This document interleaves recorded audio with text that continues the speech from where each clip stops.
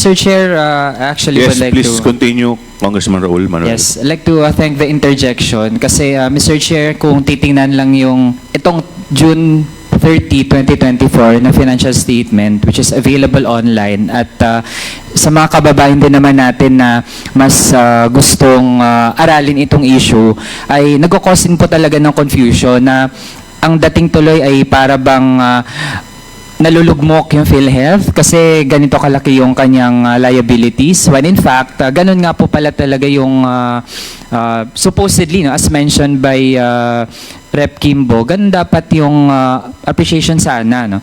In fact, Mr. Chair, yung basis ng PhilHealth to compute yung insurance contract liabilities, na-point out po ng COA itself na hindi po ma-ascertain yung faithful representation ng provision for ICL na umaabot ng 1.15 trillion for yun yung na-mention po natin because of several factors. Kaya dahil dyan, Mr. Chair, hopefully ay mas maging malinaw din po sa ating mga kababayan na ganito talaga yung financial standing ngayon ng PhilHealth na meron po siyang sobrang napakalaking assets in fact at marami doon ay nakalagay sa iba't ibang mga investments. Kaya yung gusto nating i-probe, Mr. Chair, bakit tayo umabot sa ganitong punto, di ba?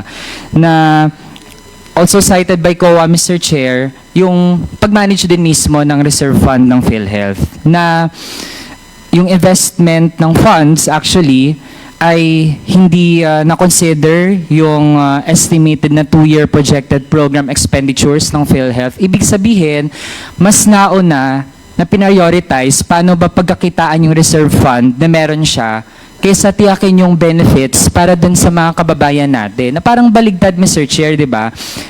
Supposedly sinet up yung PhilHealth para tiyakin yung kalusugan ng mga kababayan natin. Tapos kung meron siyang sobrang pera, yun yung gamitin niya, pwedeng, halimbawa, may invest siya, edi tapos tingnan niya saan siya pwedeng mas kumita. Ganun sana ang priorities, Mr. Chair. Pero in the past years talaga, kabaligtaran po yung nangyari. And in fact, even COA cited this sa kanyang mga naging audit reports sa PhilHealth. So, with that, Mr. Chair, so to wrap up in my interpellation, Mr. Chair. Yes, before I recognize you, gusto ko lang maunawaan yung point ni Congressman Raul Manuel. So, ang punto po ninyo, parang mas prioritize yung investment kaysa sa pagtulong sa healthcare. Ganun Tama yung, po ba? ganun yung po ba lumalabas, punto Mr. ninyo? Chair. Based mismo dun Which is sa... kasi ang mandate ng PhilHealth is yung healthcare ang dapat na tinitignan. Tama po ba? Yes, Mr. Chair. Okay. Based on the financial standing at kinaka-proud Okay. po yun ng So PhilHealth. would you Pero like yun to pala yung respond to lumalabas. that, Mr. Ledesma? Yes, Mr. Chair, please. Thank you, Mr. Chair. Thank you very much, Mr. Chair, and we appreciate and duly noted on your comment, no. We will look closely into it, no. Naintindihan po namin yung magandang comment po, Mr. Chair, no. We will look closely into it. In line with that, I just want to highlight, Mr. Chair, no. So the COA opinion, yung COA opinion po ng PhilHealth na lumabas noong 2023, alam nyo po, it's the first time, I don't even think we can remember, no, when PhilHealth ever received ang opinion, ang binigay namin kasing opinion, it was a qualified opinion, Mr. Chair, no. And historically, either either adverse or disclaimer. It was the first year this year, Mr. Chair, in 2023, I'm sorry, that we received a qualified opinion. I think, Mr. Chair, that's a testament to na talagang moving forward po ang PhilHealth, no. Malaking improvement sa amin yon, no. But again, duly noted, and thank you, Mr. Chair. I think it's a very interesting comment and opinion, no. We will I personally will look closely into it and review. We may have to change our policy. No. Thank you very much, Mr. Chair. Okay. Following that line of questioning of Congressman Raul Manuel, curious lang ako dito sa isang article na nabasa ko about the comment of the President Ang sabi po dito ni Presidente, there was this one chance interview. Ito po ay nilabas ng Inquirer. Sabi po ng Presidente, the reason we do not want to subsidize PhilHealth because the subsidy uupo lang sa bank account ng PhilHealth. Hindi magagamit Marami tayong paggagamitan noon. So that's the simple explanation there. Now, my question is, yung subsidy po ba ninyo, saan nyo normally pinapasok na account ito? Sa savings, sa time deposit, o sa current? Mr. Chair, Yes, please. of course, the subsidy from the national government receive po ng ating kahera, and ito po ay pinapasok natin dalawang bagay po. Benefit payment, pambayad natin sa mga benepisyo. Pag hindi po natin magagamit, Mr. Chair, of course, we have also collection from the direct contributors, ay pinapasok po natin ito sa investment po. Saan sa? Investment. Sa investment din. Apo. So ibig sabihin, yung subsidy na supposedly ay binibigay ng gobyerno na tulong para magamit sa healthcare na ipapasok sa subsidy, hindi sa healthcare. Mr. Chair, let me clarify, Mr. Chair. Please clarify. Pambayad po natin sa ating benefit from the healthcare providers, Mr. Chair. That's number one.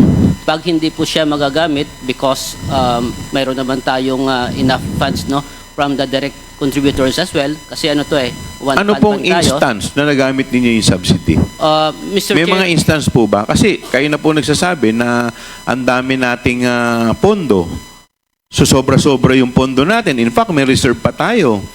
Tapos ngayon, may subsidy. May reserve na, may subsidy pa. So, kasi parang ang interpretation ko dito, ewan ko kung tama yung pagkakaintindi ko, binibigyan tayo ng subsidy para gamitin sa healthcare, pero nangyayari, parang ngayon, naririnig ko po, additional investment na naman po. Kasi, susundan ko po yung statement pa ng ating Pangulo. Ang sabi po ng ating Pangulo,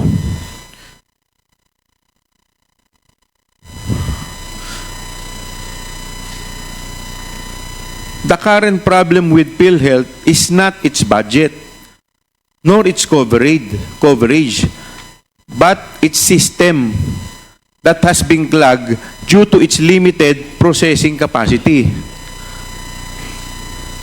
So baka mamaya, masyado tayong nakapokus doon sa investment aspect. Medyo hindi na natin, yung serbisyo natin dito sa healthcare, medyo hindi na natin naasikaso. Ito naman talaga ang primary, ito concern lang po ako because ako po meron po akong ka-tie up na dialysis sa district ko. So nung narinig ko po to, kinabahan ako, baka mamaya tamaan yung mga tinutulungan natin mga pasyente, mga dialysis patient natin. But ngayon, naririnig ko po, parang puro investment yung naririnig ko, parang mali yata yung napasok. Yes, please. Mr. Chair, actually, thank you very much for that comment. Maganda po yung comment nyo. I'll try to answer your question best possible, no? And then I think Sir Net will also want to add, no? Alam nyo, Mr. Chair, ang pwede rin kasi nangyari doon, masyadong malakas yung collection ng premium contributions. In other words, overflowing or na-overstate yung collection ng premium contributions. Secondly, baka pwede rin ang plano namin gawin after the very good comments, Mr. Chair, of Kong Manuel, no? We are going to change our policy and focus more on benefit expansion, which we are currently doing, no? So, ang gagawin namin, well, number one, baka masyadong malakas nga yung overflowing yung premium contributions, diba? And then secondly, we will really focus, or what we will continue to what we've been doing in the last 2 years on benefit expansion po, no? Yes, kasi alam mo, Mr. Ledesma, kami po kasi may sarili kami mga constituents. At number one po talaga sa problema ng constituents namin is healthcare. Yan talaga number one. Ang laking bagay po sa amin yung mga ini-endorse po namin sa DOH, yung mga guarantee letter. Ang laking bagay po niyan.